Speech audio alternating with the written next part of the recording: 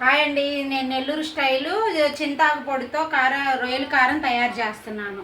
చింతాకు పొడితో రొయ్యల కారం తయారు చేస్తున్నా. కావాల్సిన పదార్థాలు చూడండి. ఇదిగో రొయ్య పొట్టు, ఎండుమిరపకాయలు, చింతాకు పొడి, జీలకర్ర, ధనియాలు, చిన్నుల్లిపాయలు. చేసే విధానం చూపిస్తా ఎలా చేస్తున్నాను.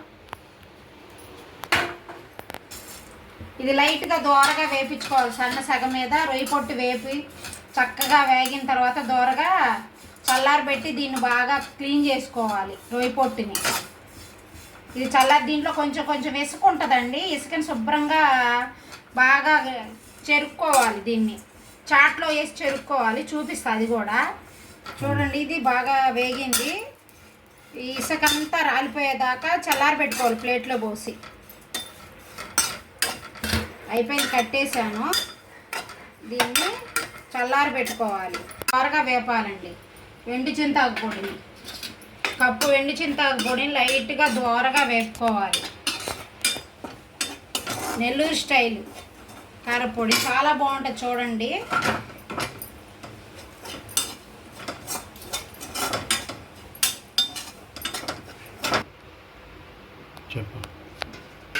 ఆయిల్ వేసానండి బాండీలో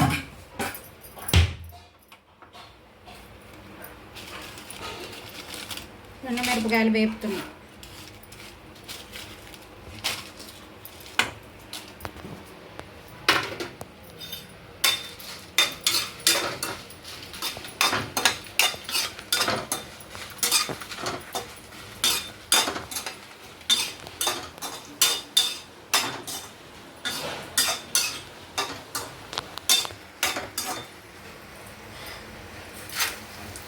ధనియాలు, జీలకర్ర.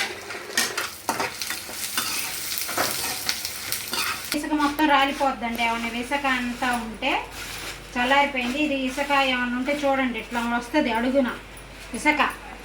అదంతా క్లీన్ చేసుకోవాలి. మనం ఇట్లా చెరుక్కోవాలి. చింకులో చెరుగుతున్నాం. ఫస్ట్ ఎండుమిరపకాయలు వేసుకొని వేపాలండి.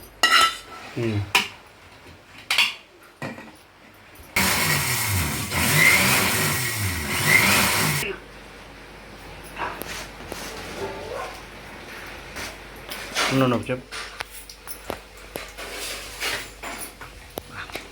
పౌడర్ వేస్తాను.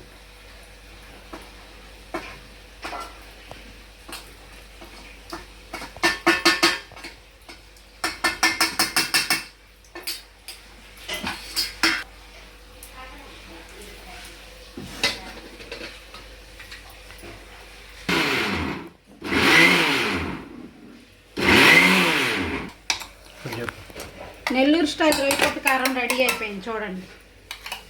నెల్లూరు స్టైల్ రొయ్యపొట్టు కారం రెడీ అయిపోయింది. వేడి వేడి అన్నం వేసుకుంటే సూపర్గా ఉంటుంది. 1-2 నెలలు ఉంటుంది.